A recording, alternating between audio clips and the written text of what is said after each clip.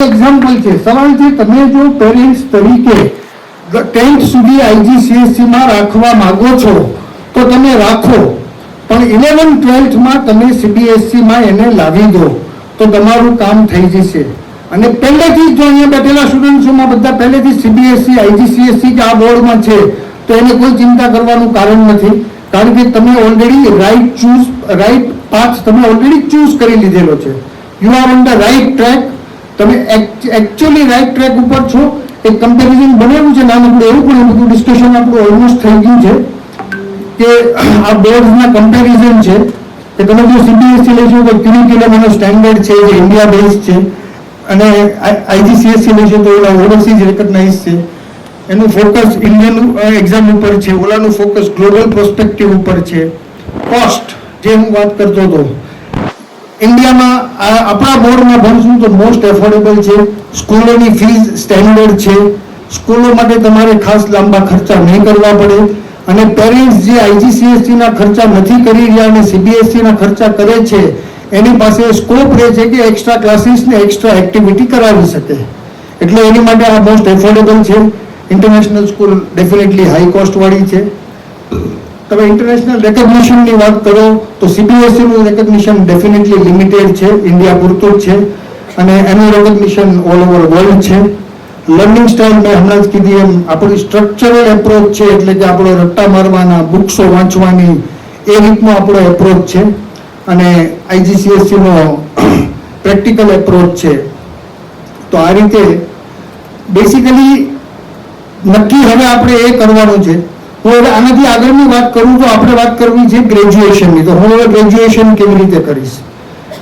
તમે CBSE માં છો, તમે IIT-માં તમે તમારો એમ IIT-નો છે, તમારો એમ NEET એટલે કે મેડિકલનો છે, તમારો એમ કોઈ સારી કોમ્પ્યુટર કોર્સિસ કરવાનો એટલે કોઈ સારી IT કોલેજનો છે, તો તમને CBSE હેલ્પ કરશે, તમને IGCSE જ હેલ્પ કરશે. હું ફરી એક વખત કહીશ કે ગ્રેજ્યુએશન તો ઇન્ડિયામાં જ કરવું જોઈએ. ગ્રેજ્યુએશન એટલે કે અંડરગ્રેડ્સ ઇન્ડિયામાં જ કરવું જોઈએ. અંડરગ્રેડ્સ માટે ઓવરસીઝ જવાય નહીં. India is too good for undergraduation and overseas countries are too good for masters. એક આ લક્ષ્મણ રેખા બરોબર મગજમાં રાખી લો. India is too good for undergrads and overseas countries are too good for masters.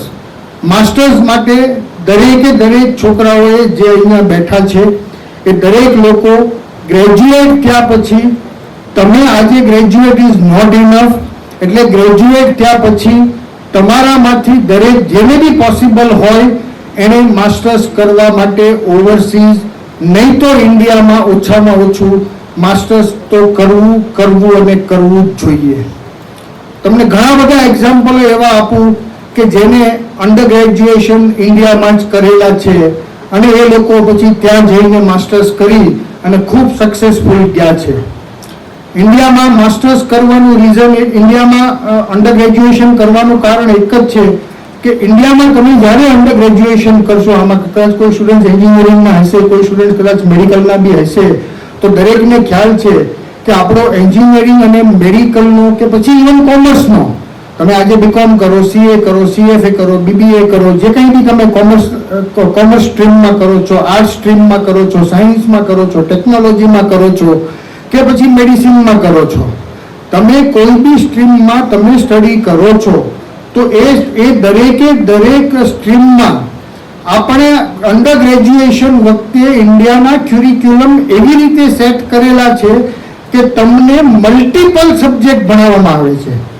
તમે કોમર્સની વાત કરો, તમને ઇકોનોમિક્સ પણ ભણાવવામાં આવે છે, તમને એકાઉન્ટ્સ બી કરાવવામાં આવે છે, તમને બી એકાદી લેંગ્વેજ બી કરાવવામાં આવે છે, તમને મલ્ટિપલ વસ્તુ તમને કરાવવામાં આવે છે. કોમર્સમાં તમને દરેક વસ્તુ અલગ અલગ કરાવવામાં આવે છે. તમે એન્જિનિયરિંગ કરતા હશો તો તમને એપ્લાઇડ સાયન્સ બી કરવાનું છે, તમને થર્મોડાયનેમિક્સ બી કરવાનું છે, તમને બાકીના સિવિલ કન્સ્ટ્રક્શનનું કામ કરવું એનું બી શરૂઆતનું પહેલું વર્ષ કરવાનું છે, ડ્રોઈંગ્સ બી કરવાના છે. તો એન્જિનિયરિંગમાં પણ તમને બધું જ કરાવે છે. તમે મેડિકલની વાત કરો તો પહેલા 2 વર્ષ સુધી તો મેડિકલમાં બધું જ તમને કોમન જ સ્ટડી કરાવવામાં આવે છે, આખું human body A to Z વસ્તુઓ. તો અહીંનું જે અંડર ગ્રેજ્યુએશન છે એ અંડર ગ્રેજ્યુએશનમાં ઇન્ડિયામાં ક્યુરિક્યુલમ એવી રીતે સેટ કરેલા છે કે તમને મલ્ટિપલ સબ્જેક્ટમાં તૈયાર કરવામાં આવે છે. અને એટલા માટે કેમ કે ઇન્ડિયન સ્ટુડન્ટ્સ મલ્ટિપલ સબ્જેક્ટમાં તૈયાર થયેલો છે એટલા માટે એને જ્યારે માસ્ટર્સ માટે એપ્લાય કરે છે અમેરિકા, યુકે કે બીજી કોઈ પણ ઓવરસીઝ યુનિવર્સિટીમાં, ત્યારે અમેરિકન યુનિવર્સિટીઓ ઇન્ડિયન સ્ટુડન્ટ્સને બે હાથે વેલકમ કરે છે.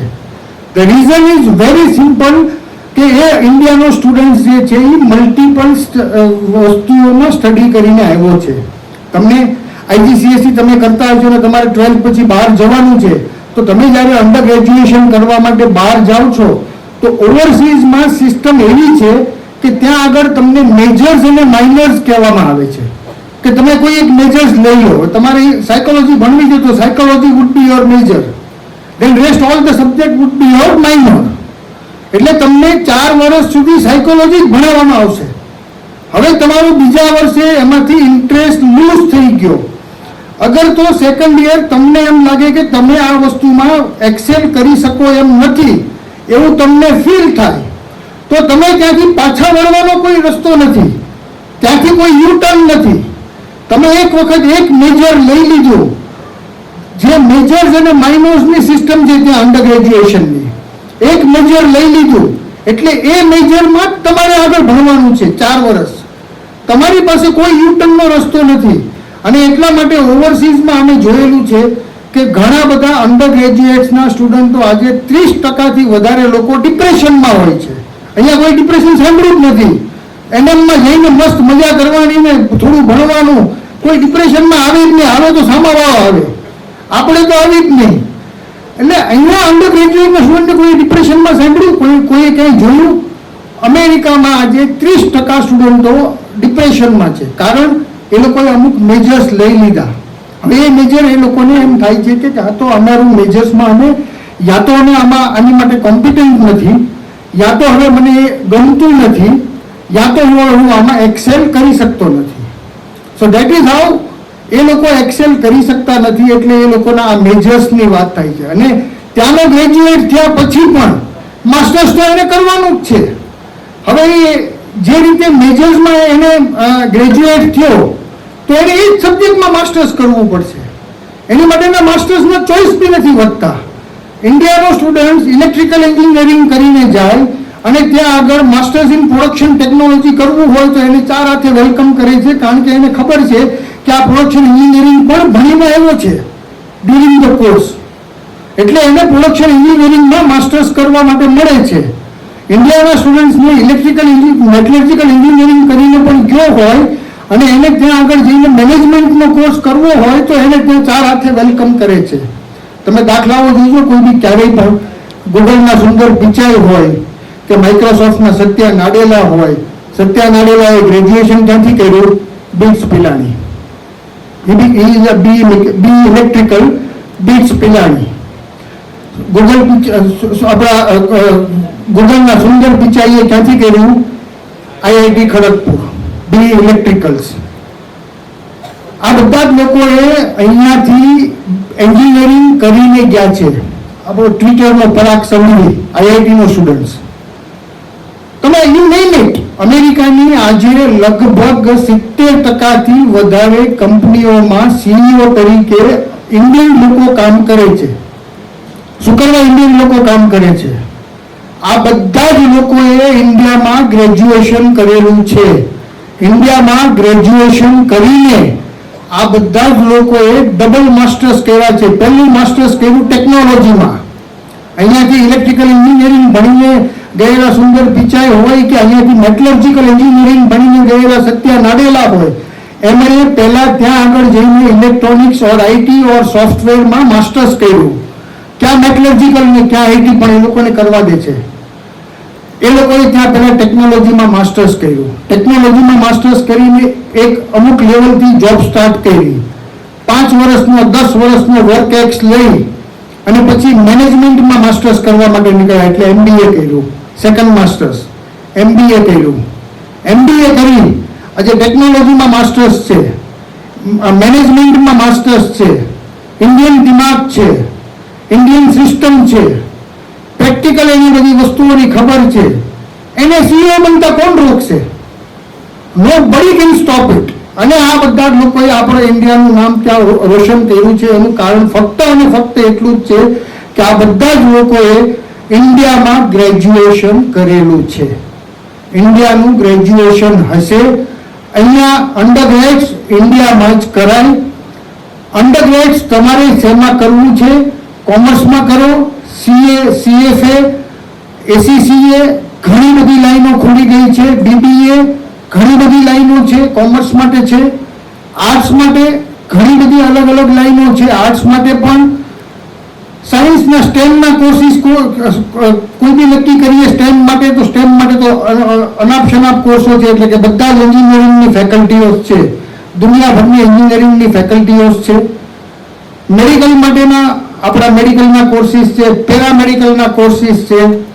મેડિકલ ફિલ્ડ હોય, પેરામેડિકલ ફિલ્ડ હોય, તમારા ઘણા બધા. મને એક વખત મારી આ વાત થતી હતી, મને મળવા આવેલા સાહેબ રાજેશભાઈ ને દીપકભાઈ ઓઝા ને બધા, કે તમારા સમાજમાં ઘણા બધા લોકો આવી રીતે હાયર સ્ટડીઝ કરેલા લોકો છે, ડોક્ટર છે મારા હિસાબે. I am not forget someone is came there that day.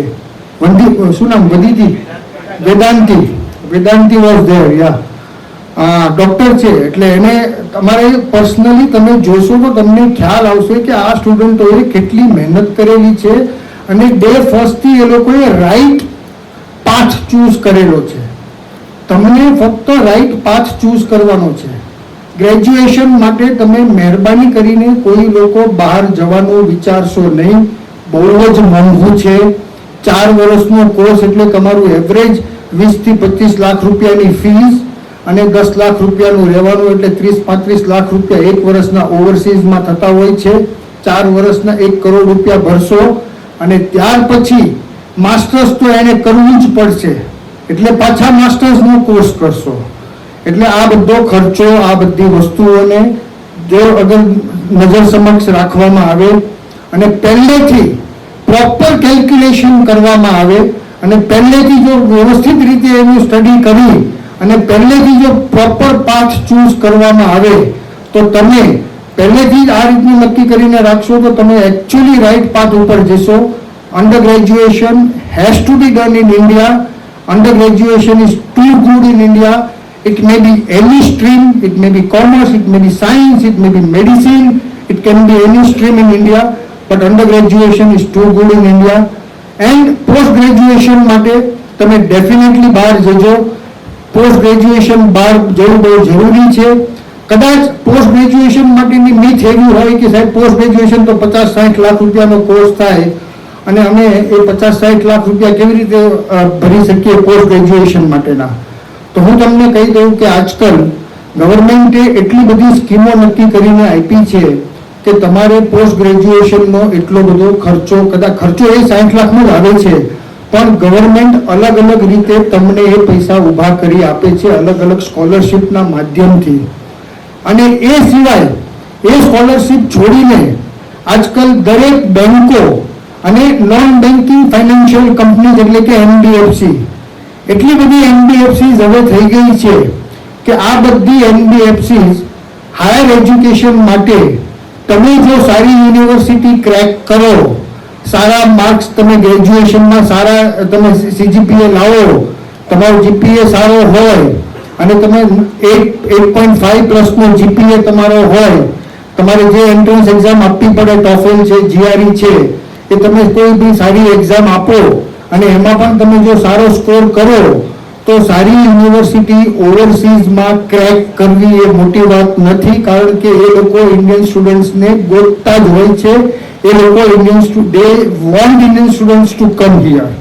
એટલે તમારા ચાન્સ 50% તમારે એફર્ટ કરવાનું છે, 50% એ લોકો તૈયાર જ છે, એટલે એ લોકો એ કરવાનો છે. તો તમે સારી યુનિવર્સિટી ક્રેક કરશો તો એનબીએફસી તમને 7 થી 10% વ્યાજના દરે તમને લોન આપી દેશે, કોઈ પણ જાતની કોલ લેટર, સિક્યોરિટી કે મોર્ગેજ વગર, ફક્ત અને ફક્ત તમારા એડમિટ લેટરના બેઝ ઉપર.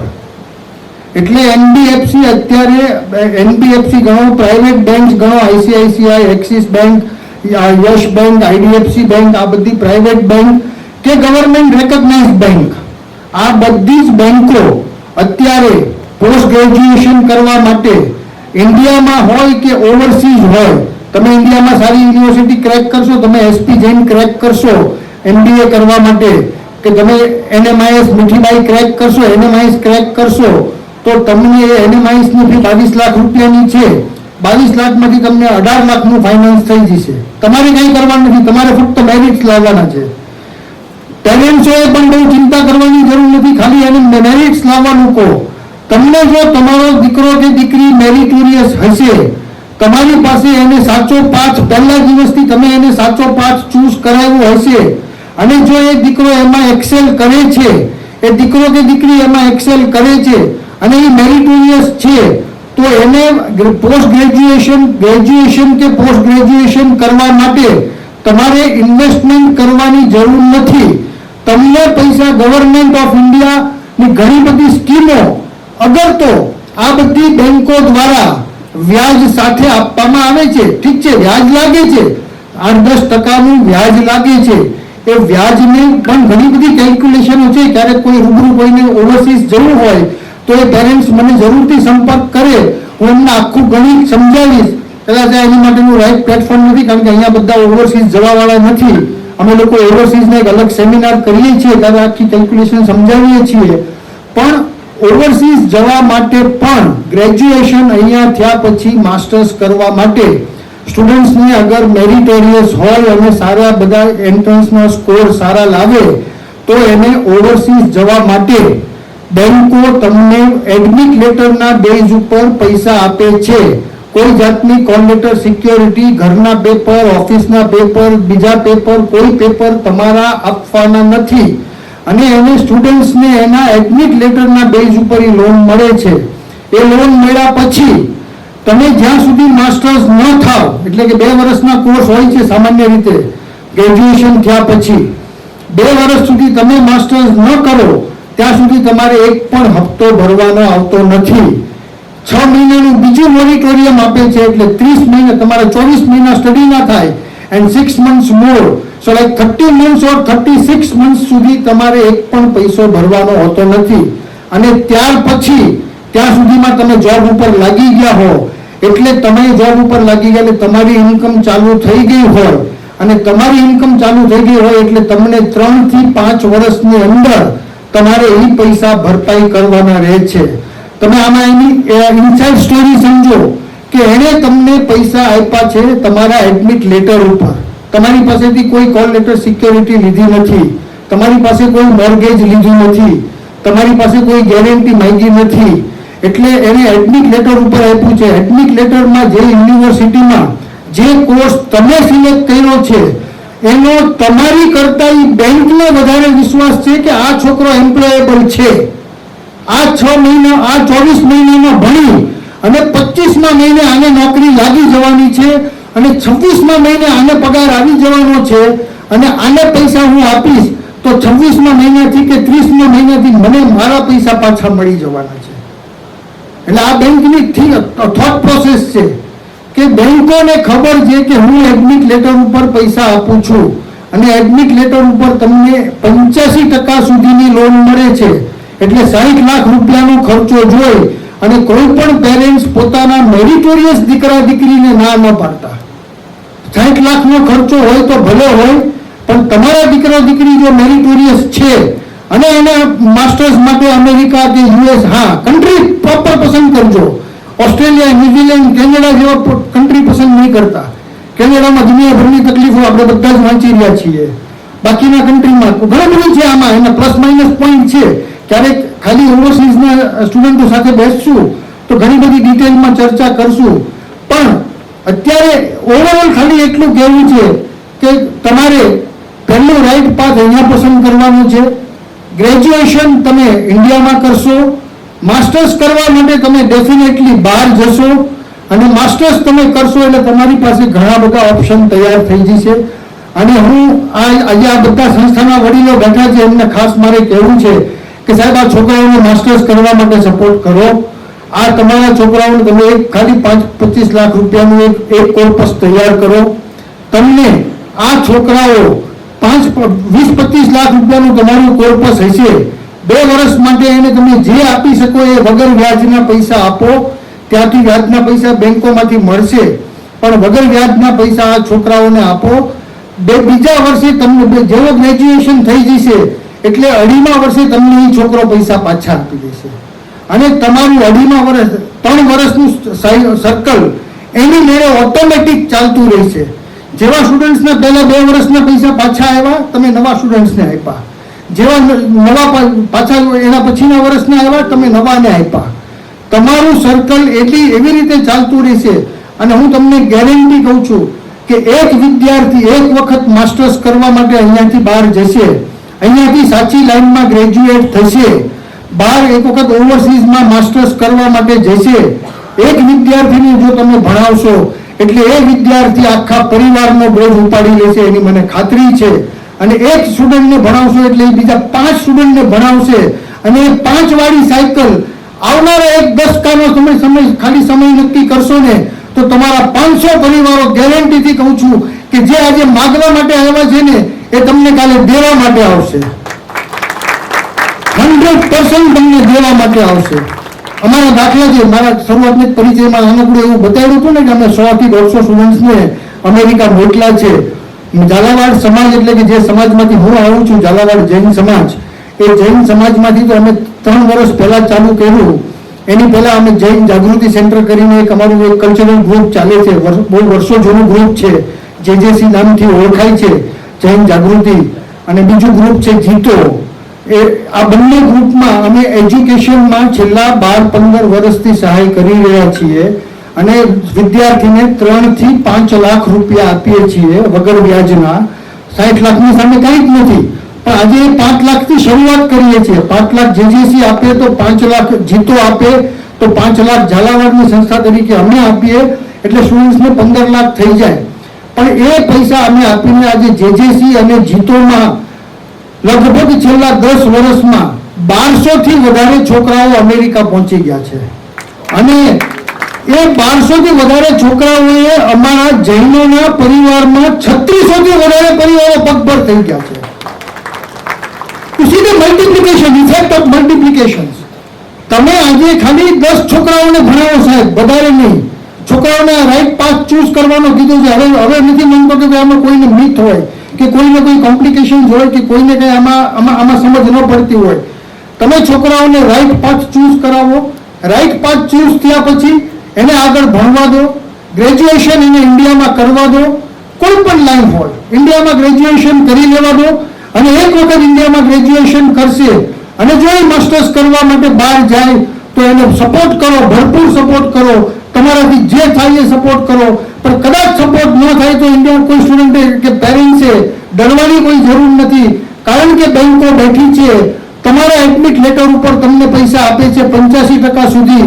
60 લાખના ખર્ચામાં અગર 85% રૂપિયા જો તમને બેંક આપે છે તો 15 લાખ, ખાલી 15% એટલે 7-8 લાખ રૂપિયા તમારે કાઢવાના છે. કદાચ કોઈ આવા તમારા સંસ્થાના ડોનેશન કોઈ સારા ડોનર હોય અને 2-4 લાખ રૂપિયા એ આપી દે તો બાકી પેરેન્ટ્સે કાઢવાના છે ખાલી 2-4 લાખ રૂપિયા. પણ એ સ્ટુડન્ટ અટકવો ન જોઈએ, એ વિદ્યાર્થી મેરિટોરિયસ હોય તો એને અટકવો ન જોઈએ. અને તમારામાં ઘણા બધા સ્ટુડન્ટો આજે બહાર છે, એવું બી અમારી ઇનિશિયલ ડિસ્કશનમાં નક્કી થયું, એવી મને ઇન્ફોર્મેશન આપેલી કે ઘણા બધા સ્ટુડન્ટો તમારા બહાર છે, ઘણા બધા લોકોએ સારું એવું સ્ટડી કરીને આગળ વધેલા છે.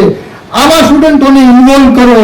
એ લોકોની પાસેથી કાંઈ નહીં તો ખાલી 1 લાખ રૂપિયા દર વર્ષના માગો, 3 વર્ષનું કમિટમેન્ટ માગો સાહેબ, ખાલી કોઈ પણ ડોનર પાસે કે 3 વર્ષ તમારે રૂપિયા આપવાના છે. ફક્ત દર વર્ષે એકવાર આપવાના અને 3 વર્ષ સુધી આપવાના.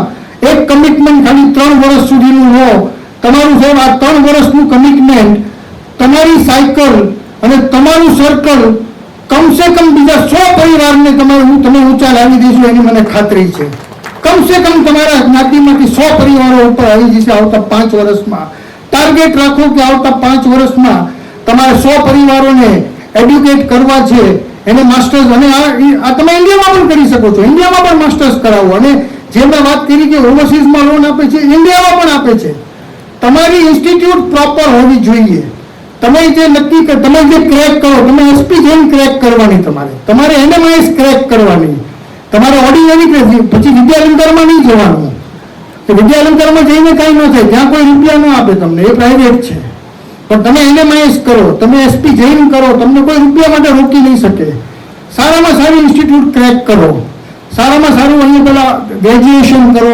ગ્રેજ્યુએશન વખતે જ તમે જોઈ લો કે તમારે માસ્ટર્સ તમારી 3 જ વખત કરવાનું છે. એક SSCમાં નક્કી કર્યું, 8મા સ્ટાન્ડર્ડ પછી ઘણા બધા સબ્જેક્ટો આવે છે, 8મા પછી જ નક્કી કરવાનું હોય છે. કાંઈક 8મા પછી બહુ બધા કન્ફ્યુઝન હોય છે કે મારે શેમાં જવું. મલ્ટિપલ સબ્જેક્ટ લો ને, કંઈ ફરક નથી પડતો, કારણ કે તમારે 10થમાં એક્સેલ કરવાનું છે, 8થમાં એક્સેલ નથી કરવાનું. તમે 10થમાં એક્સેલ કરો, 10થમાં તમારું નક્કી થયા પછી 11, 12 તમે ઇન્ડિયામાં જ કરવાના છો, એ નક્કી થઈ ગયું.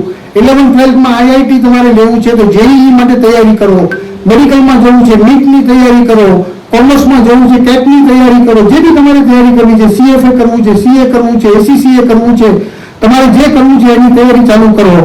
તો તમે એ વખતે રાઈટ પાથ ચૂઝ કરશો તો 11th 12th પછી તમારે એક વખત 12thમાં એક્સેલ કરવાનું છે. પછી ગ્રેજ્યુએશનના છેલ્લા વર્ષે એક્સેલ કરવાનું છે કે જેનાથી તમારી માસ્ટર્સ નક્કી થશે, અને પછી તમે માસ્ટર્સ નક્કી કરો. માસ્ટર્સ કરવું જ પડશે. આજની જરૂરિયાત પ્રમાણેના સ્કિલ સેટ ડેવલપ કરવા જ પડશે. અત્યારે knowledge is the only new gold mine, data is the only new gold mine. તો જો ડેટા અને નોલેજ એક નવું ગોલ્ડ માઇન છે તો આપણે આજે જ આ વસ્તુ નક્કી કરવી પડશે. અને આજે નક્કી કરશો તો તમે 100% એમાં કોઈ તમારે પસ્તાવાનો વારો નહીં આવે. You won't feel regret if you choose the right career. અને મેં છેલ્લે એ જ લખ્યું છે કે ભાઈ તમારે ક્યાં જવું છે એ તમે નક્કી કરો. ઇન્ડિયામાં જવું છે, એફોર્ડેબલ તમારું ફેક્ટર શું છે, અને તમારું લોંગ ટર્મ ગોલ શું છે. તો ચૂઝ ધ રાઇટ પાથ.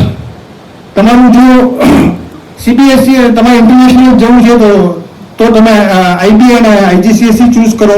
ઇન્ડિયામાં જ રહેવું છે તો તમે CBSE ને એ ચૂઝ કરો. This is all. એટલે આ તમારે રાઇટ પાથ ચૂઝ કરશો. અને મારી ફરી એક વખત વિનંતી છે કે સાહેબ, અહીંના તમારા મંડળના તમામ કાર્યકરોને ફરી એકવાર વિનંતી કરીશ કે સાહેબ આ માસ્ટર્સના કોર્સ માટે જરૂરથી વિચારો.